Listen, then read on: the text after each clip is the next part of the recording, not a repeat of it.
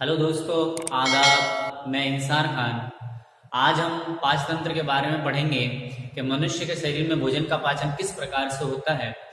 कि मनुष्य के भोजन का पाचन किस प्रकार से होता है, इसको हम आज डायग्राम के जरिए से समझेंगे कि कौन कौन से अंग इनमें सहायक होते हैं भोजन को पचाने के लिए। तो आप सभी मेरे साथ आए और पहले तो डायग्राम बनाना ही देखेंगे किस प्रकार से हमारा डायग्राम बन रहा है। तो सारे के सारे बच्चे मेरी तरफ जुड़े और डायग्राम बना के देखें।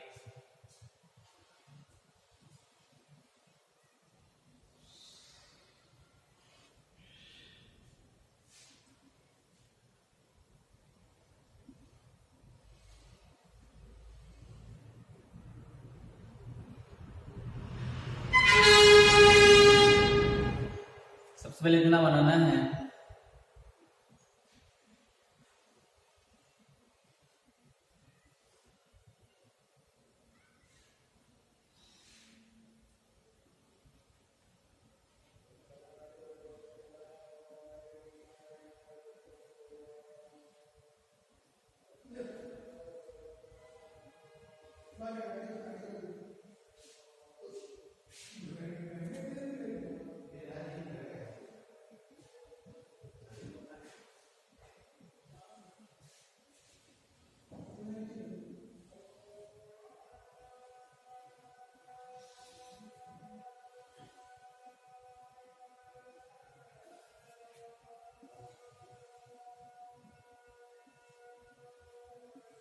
देखते चलें, ध्यान दें डायग्राम किस प्रकार से बन रहा है।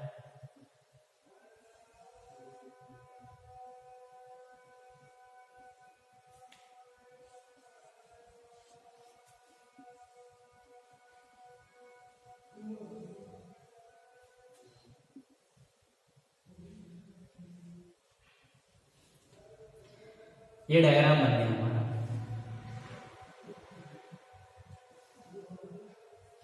इसका हम नामकरण कर लेते हैं। ये है हमारा पाचन तंत्र का डायग्राम। इसका नामकरण कर लेते हैं। ये कहलाती है ये है हमारा आमाशय। ये है हमारा आमाशय। इसको हम क्या कहते हैं? आमाशय कहते हैं। और इसे कहते हैं हम अग्नाशय। अग्नाशय। ये हमारा होता है पित्ताशय।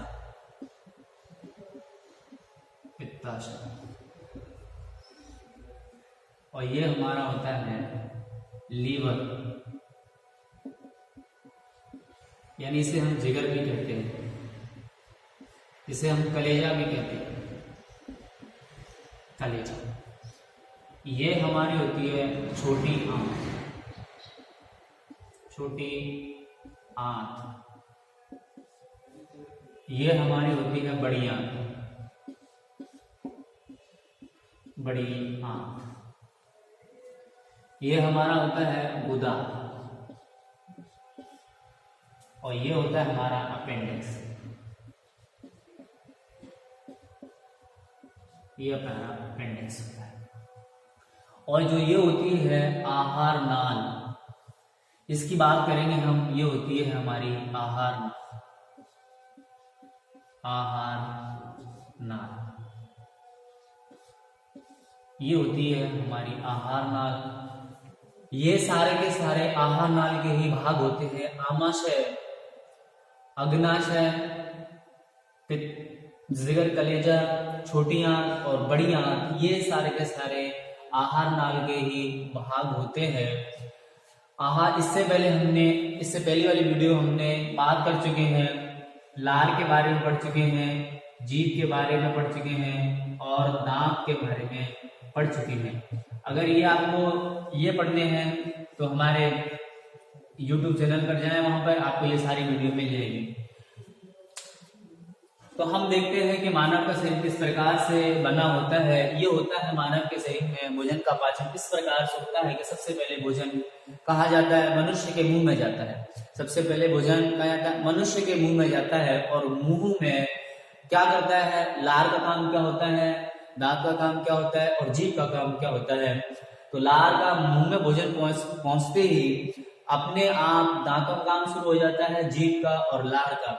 ये किसी के ये पूछ के काम नहीं करते, अपने आप ऑटोमेटिकली अपने आप स्टार्ट हो जाते हैं। जैसे लार का काम है भोजन को लचीला बनाना, बोलस बना के आहार नाल की सहायता से अंदर पहुंचा देता है। दांतों का काम होता है भोजन को काटना होता है, यानी भोजन के छोटे टुकड़े करना होता है। और जीभ का काम होता है भोजन को ऊपर नीचे मुंह के अंदर करना।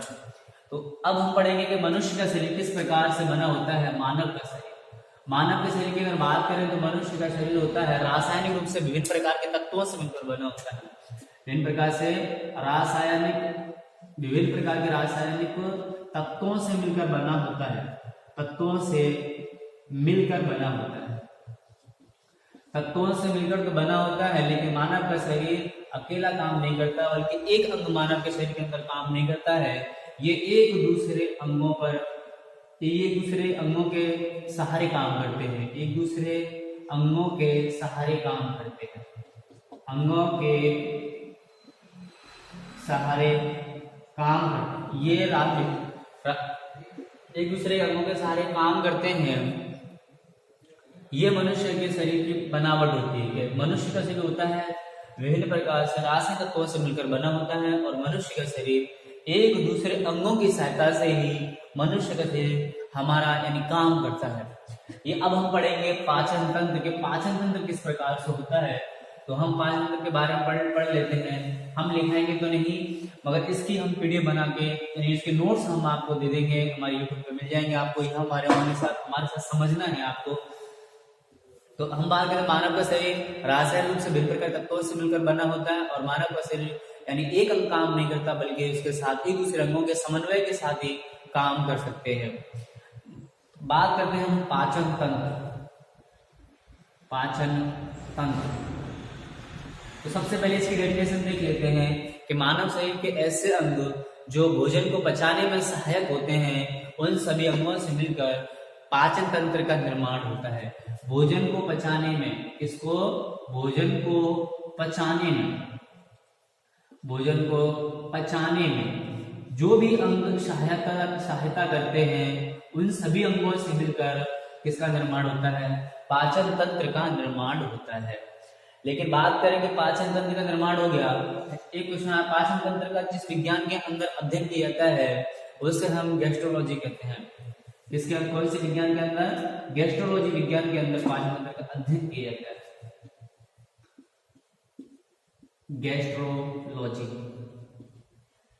गैस्ट्रोलॉजी इस विज्ञान के अंदर पाचन तंत्र का अध्ययन किया जाता है। लेकिन पाचन तंत्र की जांच एंडोस्कोपी द्वारा की, अध्ययन की बात करें तो किसका कहलाता है, गैस्ट्रोलॉजी कहलाता है। लेकिन हम इस पाचन तंत्र की जांच की बात करते हैं तो एंडोस्कोपी द्वारा इसकी क्या की जाती है, जांच की जाती है। एंडोस्कोपी द्वारा पाचन तंत्र की जांच की जाती है। और एंडोस्कोपी में क्या पाया जाता है, इसमें प्रकाश तंतु होता है, इसमें प्रकाश तंतु पाया जाता है, इसमें प्रकाश तंतु होता है। अब हम बात करते हैं कि मानव का पाचन तंत्र किस प्रकार से होता है। पाचन तंत्र भोजन को पचाने वाले ऐसे मानव के भोजन को पचाने वाले वे सभी अंग जिनसे भोजन का पाचन होता है, हम उसे पाचन कहते हैं। पाचन तंत्र का अध्ययन यानी जिस विज्ञान के अंदर अध्ययन किया जाता है हम उसे गैस्ट्रोलॉजी कहते हैं।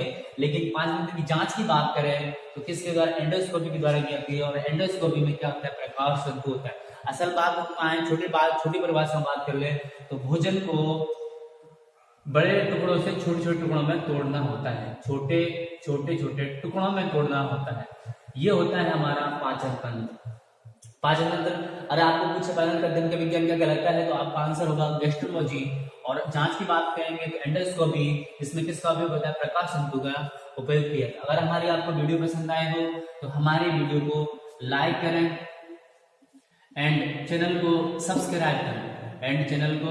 सब्सक्राइब करें और वीडियो को दोस्तों में ज्यादा से ज्यादा शेयर करें। आप लिखने की बात ना करें, हम इसके आपको नोट्स दे देंगे। चाहो तो इसके वो स्क्रीनशॉट ले सकते हो, आप ले लो आप स्क्रीनशॉट।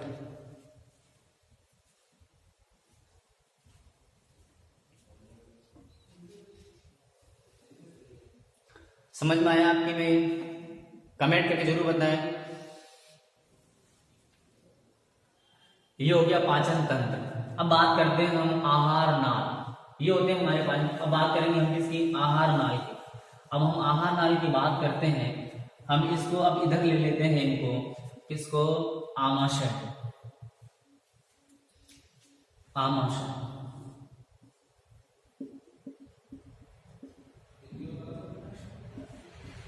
आमाशय, आहार नाल। यानी आहार नाल किसे कहते हैं? हम आहार नाल के बारे में पढ़ेंगे कि आहार नाल किसे कहते हैं। तो पॉइंट टू पॉइंट लिखेंगे हम आहार नाल। आहार नाल किसे कहते हैं? आहार नाल वह होती है जो मनुष्य जो भोजन को कहां तक पहुंचाने का काम करती है? भोजन को शरीर के अंगों, विभिन्न अंगों तक पहुंचाने का काम करती है। यानी मानव शरीर की ऐसे जो एक ऐसी जिसकी अगर हम बात करें, आहार नाल की अगर बात करें हम, तो इसकी लंबाई की बात करें तो लंबाई कितनी होती है? इसकी लंबाई होती है 8 से 10 मीटर। 8 मीटर से लेकर 10 मीटर तक इसकी क्या होती है? लंबाई होती है। यानी अगर फीट की बात करें तो 32 फीट के समथिंग इसकी क्या होती है? आहार नाल की लंबाई होती है। इस लंबाई की दूसरी क्वालिटी दूसरी होती है कि यह मुख से लेकर गुदा तक की फैली लंबी संरचना होती है। इससे मुख से लेकर गुदा तक फैली एक लंबी नली के रूप में होती है, संरचना के रूप में होती है। ये ही हमारी आहार नाल है। ये आपको बता रहा हूं, ये मेरी क्या है? आहार नाल है। ये मेरी आहार नाल है। यहाँ से ये इसके छोटे छोटे भाग होते हैं जो कि ये हमारी क्या है? आहार नाल होती है।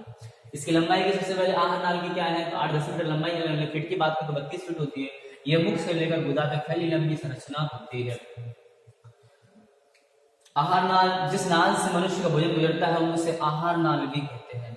मनुष्य का भोजन किस नाल से? मनुष्य का भोजन जिस नाल से गुजरता है उसे हम आहार नाल कहते हैं। मनुष्य का भोजन जिस नाल से गुजरता है उसे हम आहार नाल के नाम से भी जानते हैं। इसका काम, इसके विभिन्न अंग होते हैं, लेकिन इसके भागों की बात करें तो क्या होगा? ग्रशिका हो जाएगी ये, आमाशय, कलेजा या जिगर, अग्नाशय, छोटी आंत, बड़ी आंत और अपेंडिक्स और ये गुदा, सब इसी के भाग होते हैं।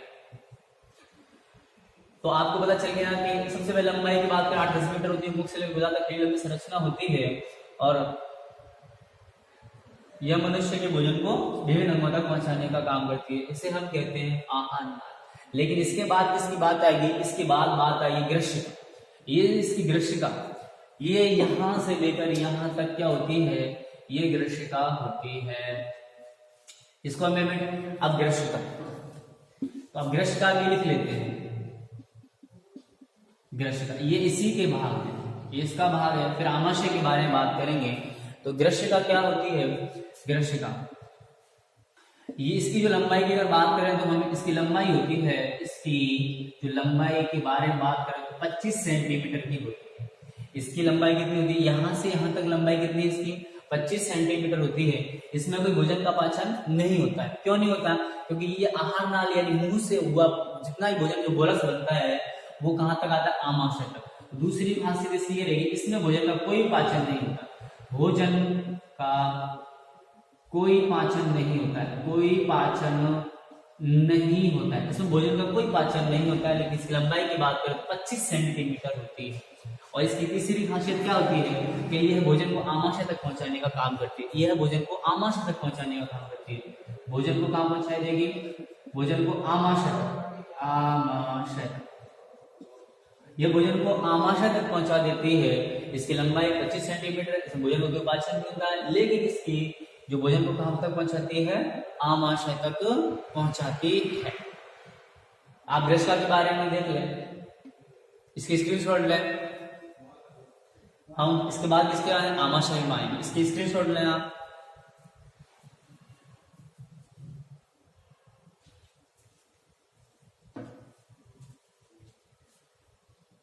चलिए आपने स्क्रीनशॉट। अगर मैं एक बार दोबारा से आपसे कर रहा हूं, अगर आपको वीडियो अच्छी लगी हो तो लाइक करें, चैनल को सब्सक्राइब करें और दोस्तों में वीडियो को ज्यादा से ज्यादा शेयर करें। अब हम बात करेंगे आमाशय के बारे में।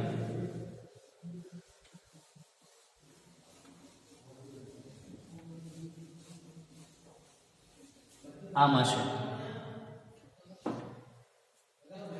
आमाशय के बारे में बात करते हैं कि आमाशय क्या होता है। आमाशय यानी लगा लेते हैं आमाशय। आमाशय क्या होती है? ये एक द्विपालिका थैलीनुमा संरचना होती है। ये क्या होती है? द्विपालिका, द्विपालिका थैलीनुमा संरचना होती है। थैलीनुमा संरचना होती है। थैलीनुमा जिसका एक भाग क्या होता है? देखो देखो, ये आमाशय होता है। आहार नाल का एक भाग है आमाशय, लेकिन ये द्विपालिका थैलीनुमा संरचना जिसका एक भाग कहाँ होता है? आमाशय में खुल गया, लेकिन दूसरा भाग सगिनलिका के रूप में कहाँ खुलता है? सगिनलिका के रूप में पक्वाशय यानी भोजन का पक्का का है छोटी आंत में। द्विपालिका थैलीनुमा संरचना होती है जिसका एक सिरा तो आमाशय में खुलता है, आमाशय में, और दूसरा सिरे की बात करें तो पक्वाशय में खुलता है। पहला सिरा कहाँ पर खुलेगा? जो पहला होगा वो आमाशय में, आमाशय में, और जो दूसरा होगा वो पक्वाशय में जाकर खुलता है। पक्वाशय में जाकर खुलता है। अगर इसकी हम बात करें, इसकी जो लंबाई होती है आमाशय की लंबाई, किसकी? आहार नाल की आमाशय तक जो लंबाई होगी वो होती है 30 सेंटीमीटर। अब इसमें बताओ भोजन का पाचन होगा कि नहीं होगा? भोजन का पाचन तो होता है, लेकिन क्या होता है? आंशिक पाचन होता है। भोजन का क्या होगा?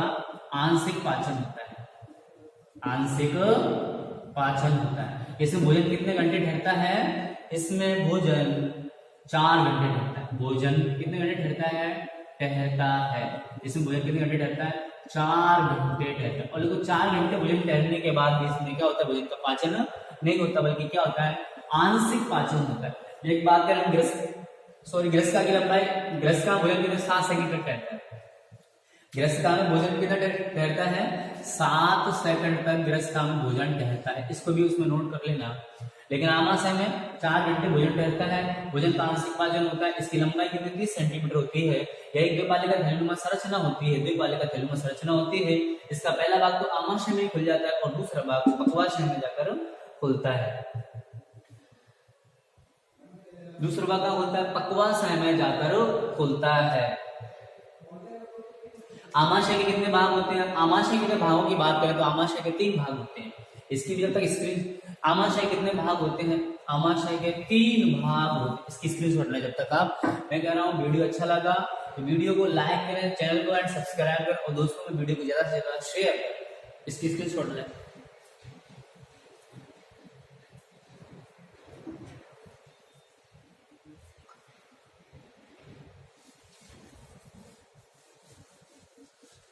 आमाशय के कितने भाग होते हैं? आमाशय के 3 भाग होते हैं। आमाशय के 3 भाग होते हैं।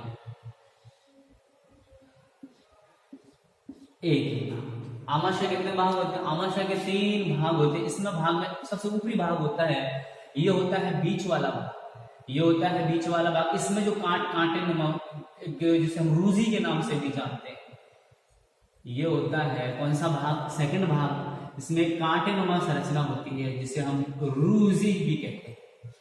ये होता है पाइलोरिक होता है। इसका जो क्या होता है? इसका जो तीसरा भाग होता है, इनके हम नाम भी लिख लेते हैं। तो ये जो हमारा भाग कहलाता है पाइलोरिक कहलाता है। पाइलोरिक। और दूसरा भाग, पहला भाग कहलाता है फंडिक। सॉरी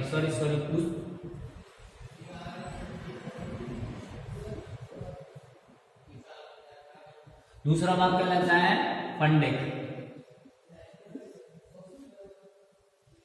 पहला भाग कहलाता है कॉर्डिएक। तो आमाशय का जो पहला भाग होता है वो कॉर्डिएक कहलाता है। दूसरा भाग कहलाता है फंडिक कहलाता है। तीसरा पाइलोरिक कहलाता है। तो फर्स्ट भाग ये हो गया, सेकंड भाग ये हो गया और थर्ड भाग ये हो गया हमारा। ठीक है, इसके बारे में पढ़ लेते हैं। तो इसमें कॉर्डिएक का क्या काम होता है? कॉर्डिएक का काम होता है, इसमें HCl का निर्माण होता है। इसका HCl का जो निर्माण जो होता है, निर्माण होगा।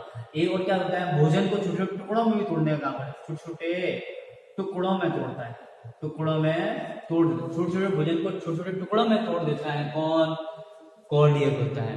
और इसे जीवाणुनाशक भी कहते हैं। जीवाणुनाशक भी कहते हैं। इसे हम जीवाणुनाशक भी कहते हैं। और भोजन को छोटे छोटे, इसमें सबसे पहले एसिड का निर्माण, ऊपरी भाग में एसिड का निर्माण होता है, यह सबसे ऊपरी भाग कहलाता है। आमाशय कोड़े का जो ऊपरी भाग होता है इसमें एसिड का निर्माण होता है, जो जीवाणुनाशक भी होता है और भोजन को छोटे छोटे टुकड़ों में तोड़ता है।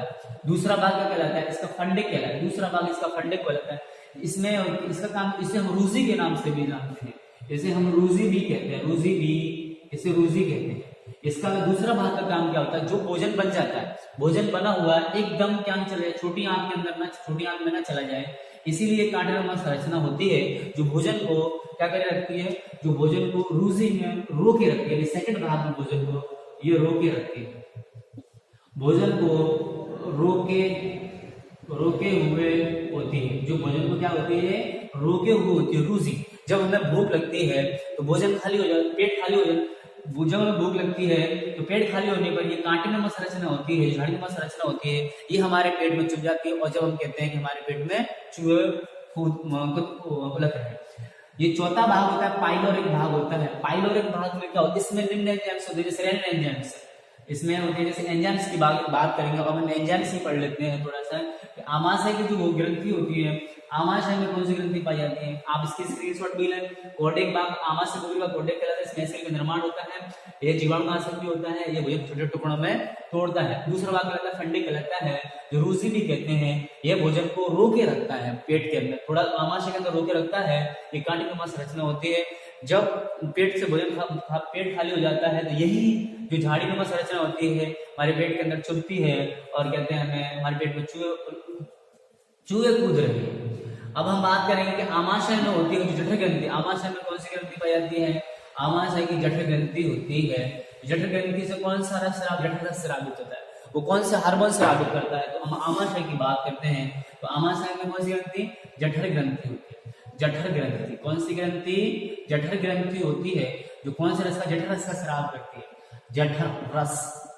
ये जठर रस का स्राव करती है, इसे हम पाचक रस के नाम से भी, लेकिन जठर रस कौन सा, एंटोगेस्ट्रिन हार्मोन की सहायता से जठर रस गिरती है। जठर रस ग्रंथि और एंटोगेस्ट्रिन हार्मोन की सहायता से, एंटोगेस्ट्रिन हार्मोन, एंटोगेस्ट्रिन हार्मोन की सहायता से कौन सा, जठर रस का स्राव होता है, जठर रस। जठर रस को हम पाचक रस के नाम से भी जानते हैं। किसके नाम से, पाचक रस, पाचक रस के नाम से भी जानते हैं। मैं कह रहा हूं जठर ग्रंथि से, जठर ग्रंथि होती है आमाशय में और क्या उनसे एंटोगेस्ट्रिन हार्मोन की सहायता से जठर रस का स्राव होता है, जिसे हम पाचक रस के नाम से भी जानते हैं। इस पाचक रस की क्या करते हैं, हल्का पीला होता है, यह क्या होता है, हल्का पीला होता है, यह हल्का पीला होता है, लेकिन इसका पीएच मान होता है 1.5 से लेकर 2.2 तक इसका पीएच होता है। इसका पीएच कितना होता है, 1.5 से लेकर 2.2 तक होता है। लेकिन इसमें जठरस में भी निम्न एंजाइम्स पाए जाते हैं। हम इन एंजाइम्स के बारे में पढ़ लेते हैं। सबसे पहला एंजाइम्स होता है रेनिन एंजाइम्स। रेनिन एंजाइम होता है, एंजाइम, ये रेनिन एंजाइम्स होता है। दूसरे एंजाइम बात करेंगे हम, ये रेनिन एंजाइम हो गया दूसरा है। तो रेनिन एंजाइम्स क्या होता है, ये सबसे ज्यादा जो रेनिन एंजाइम्स होता है ये बच्चों में पाया जाता है, जो कि आप स्किप में पाया जाता है, सबसे ज्यादा बच्चों में पाया जाता है। और बच्चों में क्या करता है, दूध का पाचन करता है। रेनिन एंजाइम्स होता है जो बच्चों में किसका पाचन करता है, दूध का पाचन करता है, दूध का पाचन करता है। आपने देखा ये, और ये इसका दूसरा काम है, ये है दूध को किसमें बदल देता है, दूध को दही में बदल देता है। रेनिन एंजाइम्स आपने देखा होगा, छोटे छोटे बच्चे होते हैं जो पीते दूध है मगर उलटने पर उनके दही निकलता है। तो रेनिन एंजाइम्स का क्या काम है, इस बच्चों में पाया जाता है, लेकिन दूध को किसमें बदल देता है, दही में बदल देता है। दूसरा जो एंजाइम्स है हमारा म्यूसिन एंजाइम्स। म्यूसिन, जो म्यूसिन एंजाइम्स होता है यह आमाशय की दीवारों को चिकना बनाता है। तो आमाशय की जो दीवार होती है उनको क्या बनाता है, चिकना बनाता है। आमाशय की दीवारों को चिकना बनाता है। तो हो गया रेनिन, जो म्यूसिन हो गया। लाइपेज गेस्ट्रिन एंजाइम्स जो होता है, तीसरा एंजाइम होता है लाइपेज गेस्ट्रिन। लाइपेज गेस्ट्रिन एंजाइम होता है, गेस्ट्रिन एंजाइम्स होता है। इसका काम क्या होता है, ये वसा का पाचन करता है। ये क्या करता है, वसा का पाचन करता है, ये वसा का पाचन करता है। तो ये एंजाइम्स हो गए, इनके बारे में आप देखें। मैं कह रहा हूं आपको अगर हमारी वीडियो पसंद आई हो तो हमारी वीडियो को लाइक करें, चैनल को सब्सक्राइब करें अब हम आज के लिए बस इतना ही है। अगली वीडियो में हम पूरा पाचन के बारे में आपको पढ़ा देंगे। जरूरी बात आपसे एक बात है कि आप हमारे चैनल को जरूर सब्सक्राइब करें, जिससे आपको हमारी जितनी भी वीडियो डलेंगी वो आपको सबसे पहले मिल जाया करेंगी। इसकी स्क्रीनशॉट लें और कमेंट में जरूर बताएं कि वीडियो कैसा लगा। ठीक है, धन्यवाद।